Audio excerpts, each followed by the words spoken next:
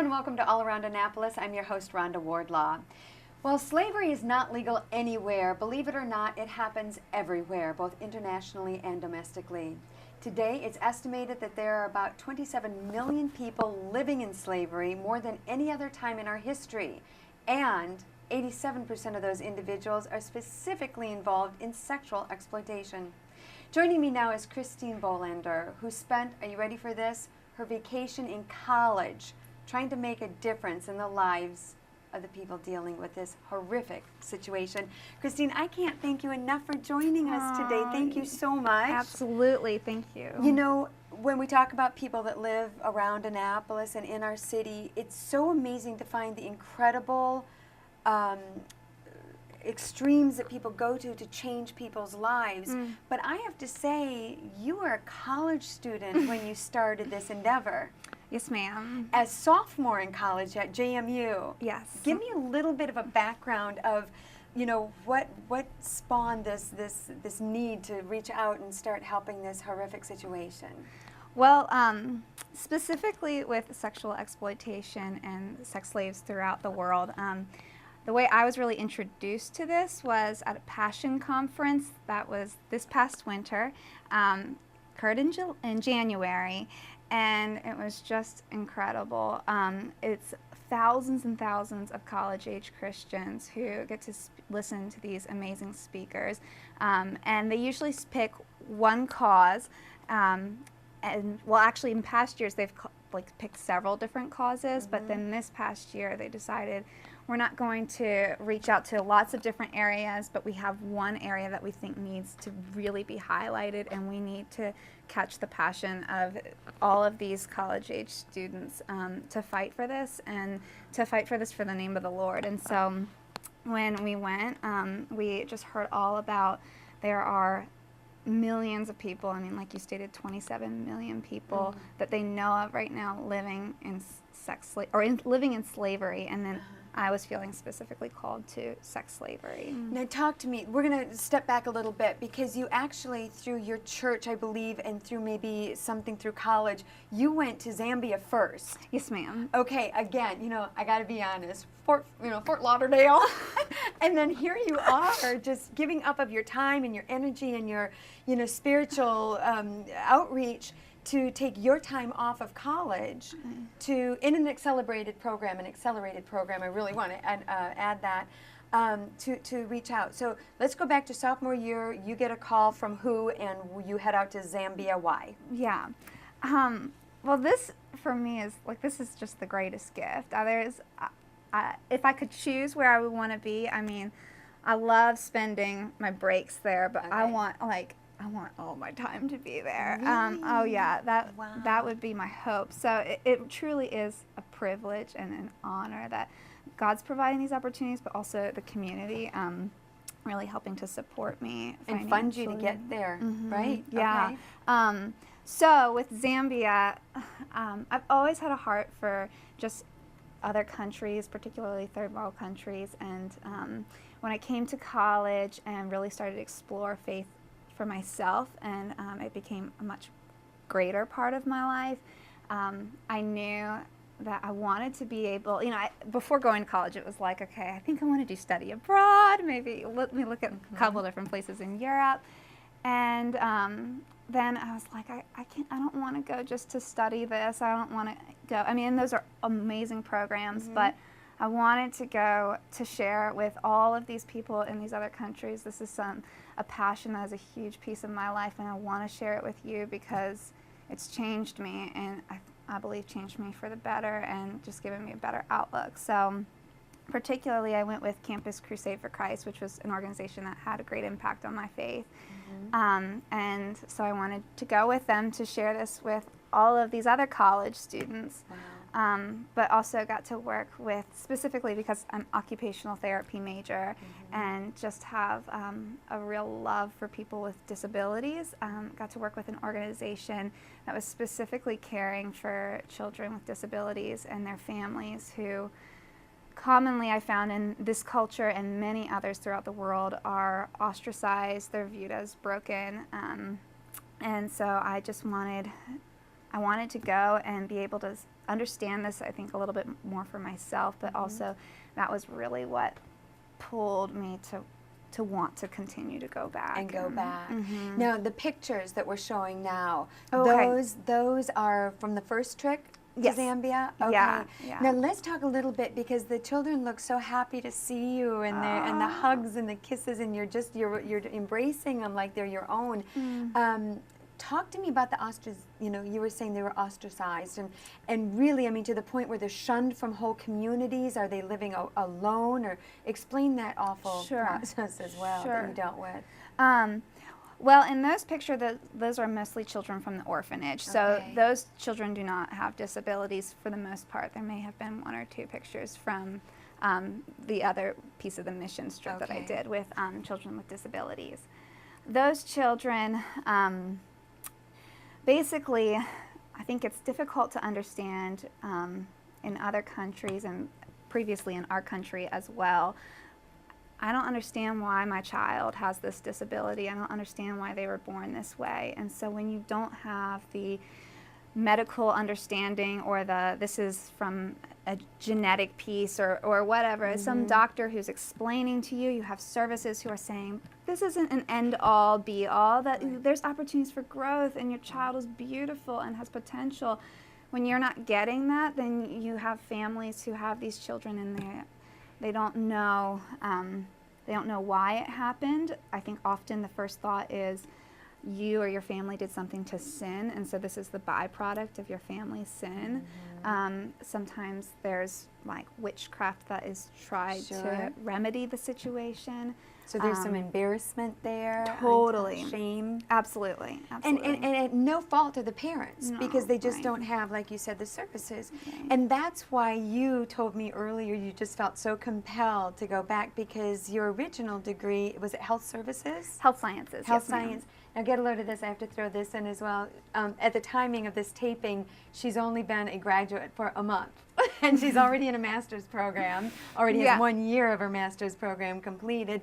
And is that in the occupational therapy? Yes, ma'am. So taking what this incredible knowledge that you're gaining as in your master's degree, how do you tell a parent, stop, it's okay? The parents in these other countries, or I mean, personally, what I try to communicate to families, and I think similarly to what I'll be doing this upcoming summer, tomorrow. She's leaving tomorrow, date of taping. Is that you were created with a purpose, and that your child, this was not an accident, this was not a fluke of the Lord, that your child was created this way for a purpose. We all have faults, we all have areas that we are imperfect, and that gives us opportunity to further know the Lord, to glorify Him, and to see that there's only one perfect God. And so that is my personal belief, and so for them, I want to cherish their children. I want to cherish these women who have been forced to do terrible things, and for them to know that you have a God who loves you and created you, and He hates the pain that you're going through, but He wants you to find your satisfaction and your love in Him. So you can take your occupational therapy degree across the board on your various trips. Yes, and that's been a huge blessing, just because this knowledge, it's such a neat field, it's such a neat degree, because it's using what people love and what they do daily in a therapeutic way. And I think that's a huge need in the United States, but it hasn't thoroughly been explored on how you can use these in other countries, and particularly some of these third world countries. Well, I want to go a little bit from Zambia to Uganda. Yeah, okay. Because the ostracized children and what of families, and maybe they had a bad leg or mentally retardation, anything like that, versus now you're dealing with men, women, and children, mostly women and children, that are actually being kept as sex slaves. Right. You see that in movies and you read it, but you're like, I have to be honest, Christine, I have never spoken to anyone that says I've seen it firsthand. It exists. It's horrific. and we need to open up the world's eyes and say, Yeah. make it stop. Yeah. So how did you come in contact with this particular group in Uganda? Oh my goodness, it was incredible. Basically, my best friend and I, who went to this conference together, we're both in the occupational therapy program. Okay. So we come back to school at James Madison, and we have to pick a topic to do our research thesis on. And we knew that we needed to pick something that we really had a passion and a heart for, because we were going to be researching this for 2 years. So Wow. we want this to be something we love. And so we kept, throwing some ideas around. And then one day I was like, I think that, if we feel like occupational therapy could really be used with this particular population, with individuals who are survivors of human sex trafficking, then we need to make a case for this almost. And so the best way to do this, I think, is to explore how people are organizing and running these rehabilitation homes right now. And so we want to know, what are you doing, and then come back and think about, is there ever a potential for OTs to be used? Okay. And so anyway, so that's just a little precursor of like, okay, this is where our mind was. And then while we were doing the research, I think we were both feeling like this is going to be really draining and difficult research to do from behind a computer screen, and just to be reading of the work of others, sending out surveys. Like, we feel like we need to have some hands-on, like, I want to serve them. I want to know you. I don't want to just read your story. I want to build a relationship with these women, and I want to see what they're doing and be a part of it. And so had prayed about it some, but wasn't really like digging out for the opportunities yet. And went to a professor who has been known to do some work with these organizations in the past, just to ask him like just some insight. And he told me about Zion Project, which was started by a woman named Sarita, and she was a graduate from James Madison University. And this was incredible, but I was telling him about this, and he says, well, Sarita's actually in country right now. I was like, in the USA? Yeah. Because she lives Our in country or Uganda. that country? Yeah. Yeah, and he said, yeah, and she's actually in Harrisonburg this weekend, and will be at my house. So it just blew me away. Wow. Got to meet her at church that Sunday. There are no coincidences. I absolutely believe that, yes. Right. And so she invited for me to apply and do a short internship with Uganda and Zion Project this summer. And so, yeah, that's how it was brought. It's crazy. I know. No, with all the enthusiasm, I gotta say, you're like a firefly. You just spark, and you're so full of energy. That obviously translates in your therapy as well, I'm guessing. Yeah. Yeah. Yeah. What is the number one thing that you find from the children, the women, whoever is dealing with these, hardships? And again, I probably use the really wrong word, because these are horrific things that are happening to these people, be it, being ostracized from your community and your own family, to, being a sex trafficking individual. What do you find that they need most when you go? I mean, you're one little tiny, you are so little. She's like this big in person. Oh my goodness. But your energy is huge. So how do you go into such a horrific situation with this kind of enthusiasm, and what do they want? What do they say to you? Well, I think I'm going to be finding out a lot of this once I get there, because it's a bit nerve-wracking to be going in and thinking, I have no idea. I mean, these women, what they've experienced, I'm not going to ever really be able to wrap my mind around, because I haven't experienced that, and it is truly horrific. But I think these women want to be heard, that they want to be valued, and they want to know that they're beautiful and that they have purpose in their life that is far greater than what they've already experienced. And so I think that there are wounds that are so deep there that I'm not going to be able to heal on my own. I feel strongly, as I've reiterated throughout this that this is going to be the work of God. This isn't going to be the work of Christine. So if the Holy Spirit can lead me through this, then that's going to be truly my saving grace. But getting there, I think my hope, it's easy, I think, coming from a professional background or from, learning all of this knowledge for me to want to go in and be like, okay, here's my intervention plan, here's what I'm going to do, like, let's get it going. And to be honest, I think I kind of had started this and had that feeling in my heart of, I need to be prepared. Like, this is like a project almost. And it's not a project. These are women who I can't treat that way, that I have to go in and see, there's no way I can fully be prepared for this. I can learn as much as I can, and I can talk to people. But ultimately, I think I need to go in humbled, not as someone who has the solution to the situation, but can say, I want to know you. I want to know about your family. I want to know what you like. What foods do you like? What do you do every day? What do you do when you go home? What do you, and slowly, I think, when that trust is built, then it will be, let me tell you about some of my past, and let me tell you perhaps then about, these are my struggles daily, and this is what I fear, this is what I'm experiencing, and then to pull into that to say, you have potential for your life, and these are ways that we can use what you've experienced to give you a greater knowledge and a greater hope than perhaps what you see right now. So. And right now is such an operative part of that sentence, isn't it? Because things do change. What's frightening for me when I'm listening to you, to realize that this is not only in Uganda, this is happening in the United States, and perhaps even closer than that, which is incredibly uncomfortable. Yes, ma'am. Can you elaborate a little bit on that? Yeah, I watched a documentary this past semester that had come to our school as well.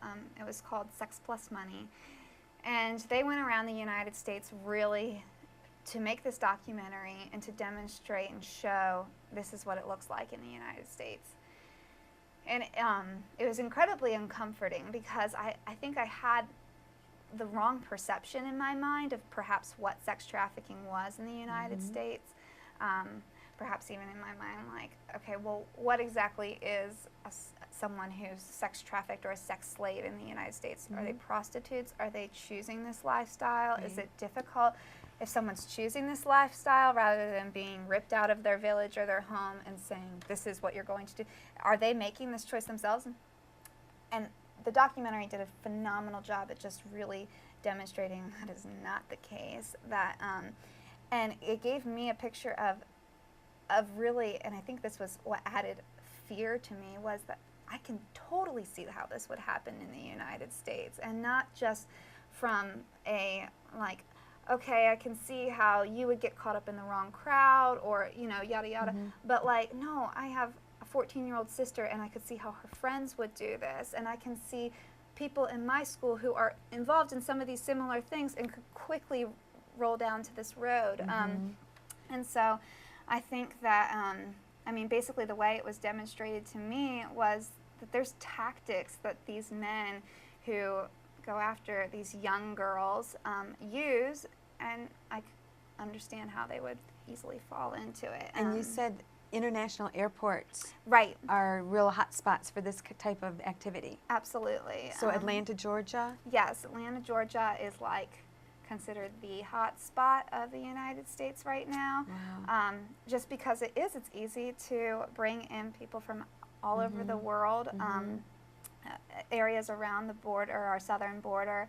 But yeah, like you were saying before, this is how a lot of the international trafficked sex slaves are coming in. But then domestically, I think that this is really going on and being hushed down. But that I wouldn't be surprised if many of us know somebody who's living these kinds of lives, but we just aren't aware of it. Right. And we don't want to, go to the point of, be afraid, be very afraid. No. But we do definitely want to open people's eyes to that possibility. It could exist in our backyards and not know it. Right. Wow. Right. So talk to me as you go and get ready to leave for your big trip tomorrow. Yeah. What will you take with you? Are there certain things that you literally pack to go for? Yeah, I have 3 suitcases. Oh, wow, okay. One, Still a girl. well, wait till you hear. Okay. One is all food for the director there. That yeah, because the food choice selection is a little bit different over there. One is all shoes that have been, it's been amazing to see.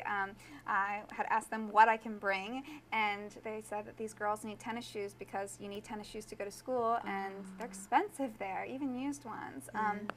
And so I literally sent out an email to my mom saying, okay, we have like literally days to get these 17 tennis shoes. Can you do it? And just to see, sends it out to the neighborhood girls, sends it out to the church, sends it out to the Bunko group, and everyone is just bringing the shoes to our doorsteps. We were counting last night, we had 27 pairs of shoes, and it's just been amazing. So that's one bag. Okay. And then the other bag is my stuff, and that will hopefully all fit. But yeah, I mean, just things like 9 long skirts from, you know, Goodwill. Sure, and, you know, mosquito net, malaria medicine, my Bible. I never even thought about that. There's really quite a process to get ready to go over to Uganda. Oh, yes. Oh, goodness. Yeah, all the shots and everything. Yeah. Will you go back to Zambia? It will be difficult to say. I mean, I think I'll probably be able to better answer that question after coming back from Uganda. I love Zambia. That definitely has a very special place in my heart, and I would love to go back. But I think I'm just in love with that continent and the people there and their culture and just their great ability for optimism and hope in the darkest of situations. And they've taught me from that last experience a great deal, and I can only expect the same will be true from this trip, if not more. So I think that there are definitely differences in the two cultures, and so I'm really excited to explore those. But yeah, I love Zambia, so I would love to go back there. Well, I think you're going to bring quite a spark of light into their dark places, so I'm really excited for you. What if somebody was watching this and said, you know what else might these people need, or is there anything I can do, or can I get my church involved? How might they contact you to do that? Yeah, well, absolutely. I mean, I would, of course, financially, and it's always difficult because I want to be able to say like, oh, buy, or, you know, shoes, like this is what you already have, and this, so those are always nice to be able to give those types of suggestions. But financially, sometimes it's so expensive to bring over that extra bag or bring over, so for them to be able to purchase things there that we can't even purchase here, or that is less expensive for them to get over there, is helpful, and just to keep the organizations running, for them to be able to have these professionals there and things like that, by the resources. But like for my trip specifically, I know these girls, they needed the shoes, they were in need of like songs and books and tapes and all of those types of things, and so I think that was part of it, and but specifically financially, I mean, I've been raising support through my home church, which is Want to give a shout out? Yeah, Cedar Grove. Thank you so much. That church family has truly been the greatest blessing in my faith walk, but also really in just the support family that it has been in wanting to do missions. It's been truly incredible. Well, let's go ahead then, and we'll put the Cedar Grove address and email on the screen. Yeah. And then that way, if somebody does want to donate or maybe would like more information from you, they can contact the church. Is Certainly, or I can give you my email as well. And I'm going to be doing a blog. So both. I was just going to ask, you got to keep us posted on your trip. Yeah. Okay. Yeah. And how would we be able to contact you? Do we know yet? Yes. Okay.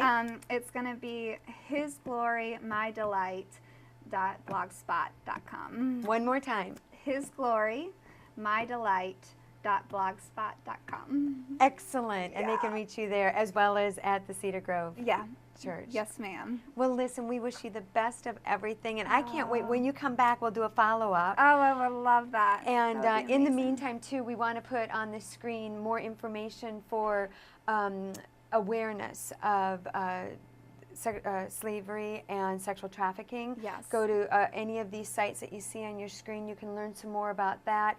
And perhaps if you yourself might be somebody that has either been involved or know somebody that has been, please feel free to contact the church for help, as well as any of these websites that you may be able to go to and get some help through those as well. Yeah.